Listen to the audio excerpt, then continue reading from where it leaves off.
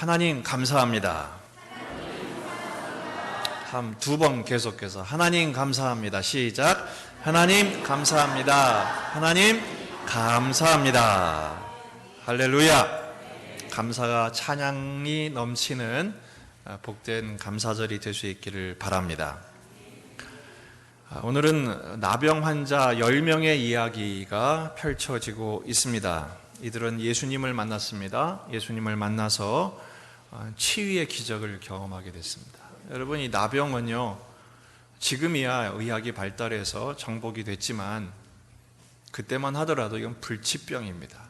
그리고 저주받은 병이죠. 부정해서 옛날에도 우리나라 동구박에 이렇게 격리시키는 그런 일들이 있었습니다. 그래서 우리나라도 소록도에 이렇게 격리하게 되는 일들이 있었던 것처럼 이들은 일반 사람들의 삶 속에 들어올 수가 없었어요. 들어오면 돌 맞아 죽습니다. 마침 예수님이 지나가게 됐습니다. 그리고 그 예수님을 만나서 놀랍게 그들의 병이 치유되게 된 것이죠. 그들이 어떻게 그런 치유를 경험하게 되었을까? 10명 모두가 보였던 믿음이 있었어요. 첫 번째는 부르짖는 믿음입니다. 여러분, 13절 말씀을 보면 그들이 예수님을 멀리 서서 봤다고 그랬어요. 12절에 보면 멀리 서서, 왜냐하면 그들은 격리되어 있었으니까, 사람들에게 가까이 오면 안 되니까 멀리 서가지고, 멀리 서 있으니까 소리를 지를 수밖에 없습니다. 크게 소리 질러서 외칩니다. 예수 선생님이여, 우리를 불쌍히 여기소서. 불쌍히 여겨달라고 외쳤습니다. 사실 그들은 참 불쌍한 존재들이었습니다. 부정한 병에 걸렸고 평생 천형에 시달리고 또 나을 소망도 없었고 사람들에게 외면당했고 고독함과 고통함으로 그들의 인생이 가득했으니 얼마나 답답했겠습니까? 놀라운 사실은요, 예수님이 그들을 보셨다는, 14절에 보시고 이르시되, 주님이 들으신 거죠. 여러분, 우리 예수님은 우리가 부르짖을 때 응답하시는 분이심을 믿습니다. 정말로 그렇습니다. 시편 34편 6절을 보면 이 곤고한 자가 부르짖음에 여호와께서 들으시고 그의 모든 환난에서 구원하셨다. 다윗의 고백입니다. 그가 그 절망적인 상황에서 광야에서 할 수 있는 것은 하나님께 부르짖는 것밖에 없었습니다. 아무도 도와주지 않았습니다. 어떤 것도 의지할 것이 없었습니다. 돈도 없고 힘도 없고 사람도 없고 아무것도 없는 그 상황에서 다윗은 하나님 앞에 부르짖었는데 하나님이 그 부르짖음을 들으셔요. 그리고 응답하세요. 들으시고 응답하신 하나님, 오늘도 우리 가운데 임재하심을 믿습니다. 여러분, 어려울 때 부르짖으십시오. 우리 금요기도회가 얼마나 은혜로운지 모릅니다. 나와서 하나님 앞에 부르짖으세요. 하나님 앞에 외치세요. 그리고 하나님 앞에 내 마음을 쏟아 토할 때 하나님께서 들으시는 줄로 믿습니다. 두 번째는 이들에게 순종하는 믿음이 있었어요. 순종하는 믿음. 예수님이 그들의 말을 들으시고 이렇게 말씀하십니다. 14절에 보면 가서 제자들에게 너희 몸을 보이라. 이 말은 어떻게 보면 좀 이해가 안 되는 말이에요. 아니, 병이 낫도록 손을 얹어 안수해 주신다든지 약을 주시든지 아니면 막 안찰한다고 이렇게 막 두드려 주시든지 뭔가 액션을 보이셔야 되는데 아무것도 안 해주시면서 실제로 나아진 것도 아무것도 없는데 제사장들에게 가서 보여라. 제사장들에게 보인다는 것은 당시에 이 나병이 나았다는 것을 확인하는 제사장들의 사인이 없으면 가족에게 돌아갈 수도 없고 일상으로 복귀할 수도 취직할 수도 없었어요. 근데 나야 제사장들이 사인을 주죠. 근데 놀라운 사실은 그들이 가다가 깨끗함을 얻었다, 이렇게 말하고 있어요. 아무것도 이해가 안 되는 거죠. 고개를 갸우뚱갸우뚱했고 예수님 까먹은 거 아니야? 뭔가를 해야지. 아무것도 안 했는데 근데 가라고 하니까 그냥 간 거예요. 진짜 믿음은 뭐냐? 이해가 안 돼도 순종하는 거예요. 여러분, 가나의 혼인잔치에서 예수님이 그냥 물을 떠다가 주어라 했을 때 그 종들이 뭔가 좀 이상하다, 얼마나 이해가 안 됐겠어요. 말이 안 되잖아요. 근데 떠다 주니까 뭐가 돼요? 극상품 포도주가 되잖아요.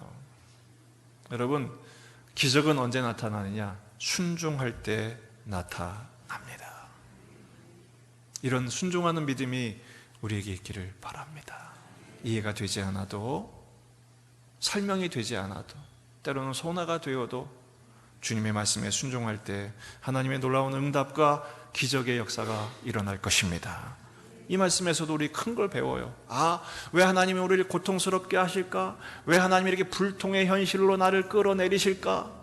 나병이라는 선고를 받았을 때 그들은 하늘이 무너지는 것 같았을 거예요. 하늘이 깜깜했을 거예요. 앞이 보이지 않았을 거예요. 그런데 그것은 그들에게 기회였어요. 왜요? 그런 것이 없었으면 하나님, 예수님께 부르짖지 않았을 거예요.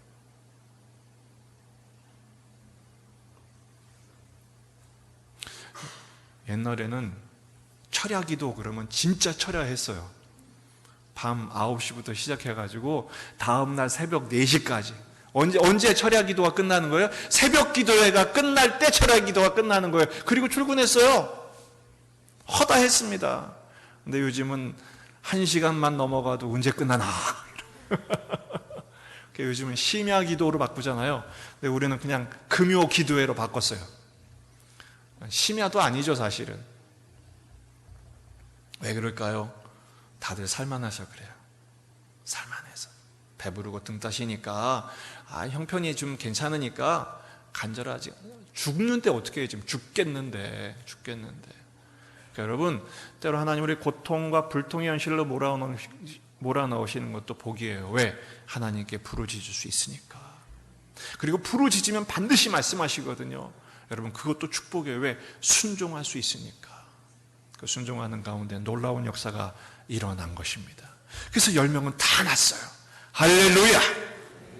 다 났어요. 그런데 오늘 말씀은 그 낳은 사람들이 둘로 쫙 나뉘어요. 반응도 나뉘고 결과도 나뉘어요. 그 첫 번째 사람은 누구냐? 바로 이 한 사람입니다. 15절, 16절입니다. 같이 한번 읽어보실까요? 시작. 그 중에 한 사람이 자기가 낳은 것을 보고 큰 소리로 하나님께 영광을 돌리며 돌아와 예수의 발 아래 엎드려 감사하니 그는 누구라고요? 사마리아 사람이라. 사마리아 사람이라. 다 돌아갔는데, 집으로 돌아갔는데 이 사마리아 사람은 예수님께로 오히려 돌아왔어요. 그래서 한 게 뭐예요? 큰 소리로 경배하고 찬양하고 예수님의 발 앞에 엎드려 감사했어요. 사마리아 사람이라고 한 것은 예수님이 그 지나가는 동네가 유대인과 사마리아인들의 그 접경지대였어요. 그 나머지 9명은 누구였던 것 같아요? 아마 유대인이었던 것 같아요. 사마리아 사람은 이중장애인이에요. 민족적으로도 외면당했고 지금 나병까지 들었으니까. 근데 돌아온 건 오히려 이 한 사람뿐이었단 말이죠. 여러분, 그래서 오늘 말씀을 통해서 알 수 있는 거, 감사가 쉬워요, 어려워요? 꽉 가지고 감사합니다 하면 됐지 뭐. 아니에요. 감사는 굉장히 어려운 거예요. 비율 보세요. 9대1이에요 9대1. 10명 중에 딱 한 사람만 감사했어요. 나머지 9명은 감사를 까먹었어요. 생략해버렸어요. 그래, 감사는 굉장히 어려운 거예요. 그런데 여러분, 오늘 이 아침에 다 감사로 나오셨으니 얼마나 놀라운. 여러분, 감사 예배를 드린 이 순간이 기적인 줄로 믿습니다. 우리 그 한 사람에 감사하는 사람들이 다 되시길 바랍니다. 그런데 여러분 생각해 보세요. 왜 9명은 그냥 갔을까? 왜 갔을까요? 얼마나 집에 가고 싶었겠어요. 얼마나 그리운 가족들이 보고 싶었겠어요. 얼마나 빨리 일상으로 복귀해서 그렇게 사는 것이 평생 소원이었는데 얼마나 그 소원을 직접 눈으로 보고 싶었겠어요. 그것은 이해하지만 그들이 정말 잊어버린 게 있어요. 바로 감사를 놓친 거예요. 왜냐하면 예수님이 이렇게 말씀하세요. 19절에 그에게 이르시되 일어나 가라 내 믿음이 너를 구원하였느니라. 이거는 9사람에게 주신 말씀입니까? 한 사람에게 주신 말씀입니까? 한 사람에게만 주신 말씀. 어떤 한 사람? 주님께 돌아와 감사한 한 사람에게 주신 말씀. 내 믿음이, 어떤 믿음? 감사하는 믿음이 너를 구원했다. 너를 구원했다. 이 말씀은 굉장히 중요한 교훈 두 가지를 담고 있어요. 첫 번째는 따라합시다. 감사가 구원이다. 그렇습니다. 감사만이 구원까지 이르게 하는 믿음이 된다는 것입니다. 그럼 이렇게 물어보실 거예요. 아니, 앞에 있는 9명도 구원을 받았잖아요. 여러분, 그 사람들 구원 받았어요? 안 받았어요? 구원 받았죠. 근데 어떤 구원? 병에서만 낫는 구원. 몸만 낫는 구원이죠. 정말 그 영혼의 구원, 존재의 구원, 운명의 구원까지 받은 사람은 하나님께 돌아와 감사한 한 사람의 믿음, 그 믿음을 가진 사람밖에 없었다라는 것입니다. 데살로니가전서 5장 16절에서 18절 말씀입니다. 같이 한번 읽어보십시다. 시작. 항상 기뻐하라, 쉬지 말고 기도하라, 범사에 감사하라. 이것이 그리스도 예수 안에서 너희를 향하신 하나님의 뜻이니라. 할렐루야. 보통 우리는 감사할 때 언제 감사하죠? 조건이 충족될 때, 내가 원하는 걸 얻거나 이뤘을 때, 하나님 감사합니다. 근데 내가 원하는 게 이루어지지 않거나 조건이 충족되지 않았을 때 어떡합니까? 하나님 화납니다. 그렇잖아요? 이런 감사를 조건 감사라고 그래요. 어떤 사람은 비교 감사는 해요. 어려운 사람들을 보면 저 사람들에 비하면 나는 이만하면 양반이지. 하나님 감사합니다. 그것도 나쁜 건 아니에요. 하지만 여기서 말하는 범사에 감사한다는 것은 무엇을 말해요? 하나님께 백지를 위임하는 거예요. 형통해도 당연히 감사, 불통해도 여전히 감사. 왜 그렇습니까? 내 운명은 하나님께 붙들린 운명입니다. 하나님이 나를 책임져 주실 줄 믿습니다 라는 믿음의 고백인 것입니다. 여러분, 이 한 사람은요 그걸 깨달았어요. 병이 나은 것이 감사한 것도 있지만 내 운명은 예수님께 맡겨야만 되겠구나. 내 인생은 내가 책임질 수 없음을 그 전에 이미 깨달았기에 하나님, 내 인생을 주님께 맡겨드립니다. 전적인 의탁, 이게 감사입니다. 그걸 절대 감사라고 합니다. 절대 감사. 형편이 나아서 감사하고 형편이 어려워지면은 노 땡큐, 이게 아니라 어떤 형편에 있든지 나는 하나님께 붙들린 존재입니다. 내 운명을 주님께 맡겨드립니다. 주님 감사합니다. 이 감사는 원래 히브리어로 찬송합니다 이런 뜻입니다. 나는 하나님만 찬송하겠습니다. 여러분, 이런 절대 감사의 성도들이 되시기를 주의 이름으로 축원합니다. 두 번째는 감사는 관계라는 것입니다. 따라해 보실까요? 감사는 관계다. 왜 이 한 사람에게만 내 믿음이 너를 구원했다라고 말씀하실까요? 왜 9명은 떠나갔고 그 구원받은 믿음까지 이르지 못했을까요? 그 9명은요 예수님의 치유를 경험했지만 치유를 주신 예수님과 관계를 맺는 일에 실패했기 때문에 그래요. 이런 오류를 많은 그리스도인들이 범합니다. 저도 종종 그럴 때가 있어요. 여러분, 우리 하나님의 은혜를 구하잖아요. 하나님 은혜를 구합니다. 응답해 주세요. 하나님 복을 주세요. 하나님 형통하게 해주세요. 기도 제목을 해요. 하나님께 기도를 하면 하나님 응답해 주십니다. 근데 응답해 주신 것으로 할렐루야 감사합니다. 응답 받았습니다. 복 받았습니다. 해결됐습니다. 근데 그 주신 은혜에 취해서 주신 그 은혜를 주신 하나님은 놓치는 거예요.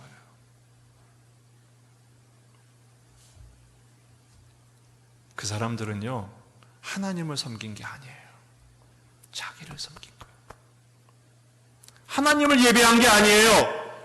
자기만을 위해서 하나님을 이용한 거예요. 그건 신앙이 아닙니다. 그건 신앙이 아니라 거래입니다. 참된 신앙은 뭡니까? 하나님께로 돌아오는 것입니다. 하나님만 향하는 것입니다. 요한복음 6장을 보면 우리가 잘 아는 기적이 펼쳐져요. 벳세다 들녘에 예수님의 말씀을 전하시는데 수많은 사람들이 거기서 좋게 한 2만 명, 3만 명이 예수님의 말씀을 듣고 있었는데 때가 지난 거예요. 너무 말씀에 빠지다 보니까 전하는 예수님도 빠지고 또 듣는 분들도 그 말씀에 너무 깊은 은혜를 받다 보니까 때가 지난 걸 놓친 거예요. 다 쫄쫄이 굶고 있었는데 제자들이 어떡할까요? 예수님 뭐라고 말씀하십니까? 너희들이 먹여라. 그래가지고 수소문을 해보니까 뭐가 하나 나왔어요? 도시락 하나만 이거밖에 없는데요. 그게 뭐죠? 오병이어. 예수님이 축사하시고 감사기도 하시고 나눠주니까 남자만 5천 명이 먹고도 몇 광줄이? 12광줄이나 남았더라. 그러니까 사람들이 막 환호를 하는 거야. 야, 이 예수님을 국회로 보내면, 이 예수님만 우리의 대통령이 되면 우리는 이제 굶어 죽을 일은 없겠다. 그래가지고 수많은 무리들이 예수님을 따라왔어요. 근데 예수님이 엉뚱한 소리를 하시는 거예요. 얘들아, 내 살을 먹어라. 내 피를 마셔라. 우리가 식인종이냐? 예수님의 피를 먹고 살을 먹게.